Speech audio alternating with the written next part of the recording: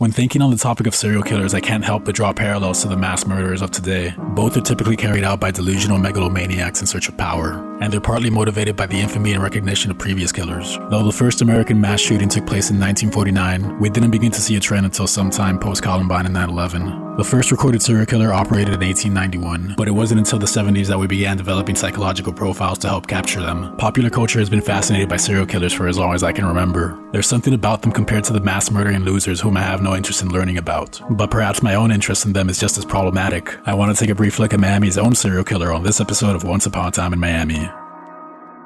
Rory Conde, otherwise known as the Tamiami Strangler, was an active serial killer here in Miami. It was his MO to leave his victims fully clothed on the side of the road with no signs of physical trauma. Between 1994 and 1995, Conde was responsible for the murder of 6 victims, all of whom were sex workers. On the morning of September 17th, a body was found on the front lawn of a house, a shocking sight in an otherwise quiet neighborhood. It was the body of 27-year-old Lazaro Comesana, a transvestite prostitute who looked better than most of the women on the strip, as the Sun put it. 3 weeks later, another body was found, Elisa Martinez, this time placed on the corner of Southwest 13th and 10th Avenue. It wouldn't be until victim number 3, Charity Nava, is found that there's certain of a connection between the cases. Also strangled and left on the side of the road with no signs of a struggle, this time the killer left a message on the victim's back in black magic marker. 3rd, I will call Dwight. Chan 10. See if you can catch me.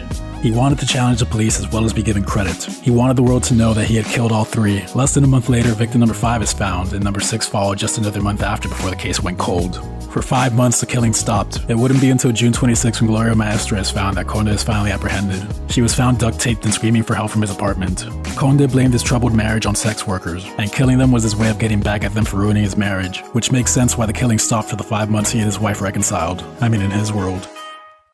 Lazaro, Elisa, Charity, Wanda, Nicole, and Rhonda all had drug problems, and their addictions made them easy prey. Were it not for their drug-induced haze, they may have been able to fight off their attacker.